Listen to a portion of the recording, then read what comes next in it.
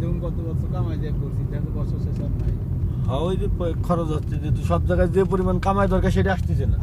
আর ঠিক জায়গায় কামাই, আপনার ঠিক মতো কামাই হলে খরচ ঠিক মতো হচ্ছে না। কিছু মিউজ হচ্ছে, কিছু স্লো হচ্ছে। 5 লাখ টাকা গেল পাও। হ্যাঁ, কেউ যাচ্ছে যাবে না, কথা বলছেন।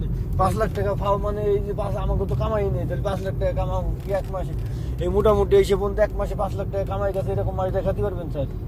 যে মাসে 5 লাখ কামালাম, কিন্তু ফাও যাচ্ছে 5 লাখ। 5 লাখ টাকা ফাও গেছে অলরেডি, আবার যেটাতে 10 লাখ। 10 লাখের মধ্যে ধরেন যে 6 লাখ টাকাই 4 লাখ টাকা পাও অতিরিক্ত আর কি। তাহলে 5 আর 4 9 8 লাখ টাকা আমার। যদি আপনার রানিং থাকতো এটা কিন্তু আপনার কিছু মনে হইতো না, না যদি ব্যবসা রানিং থাকতো। কারণ কারণ আপনার ওই যে পরিমাণ ব্যবসা করার দায়িত্ব, ওই পরিমাণ টাকা কিন্তু নিয়ে নিচ্ছে তারা। হ্যাঁ। যে ব্যবসা করলে এই পরিমাণ করতো, আসলে যে আমরা ব্যবসা করতেছি এটা কিন্তু কেউ বুঝতেছে না। না, এই 9 লাখ টাকা গেছে, হ্যাঁ। 9 লাখ টাকা লাভ করতে আমার কতদিন সময় লাগবে? আর যদি সব রানিং থাকতো 9 লাখ টাকা দিতে কিন্তু বাঁচতো না, যে না বহুত কামাইছে 9 লাখ যাক এই সমস্যা নেই। জিনিসটা আবার দরকার হলো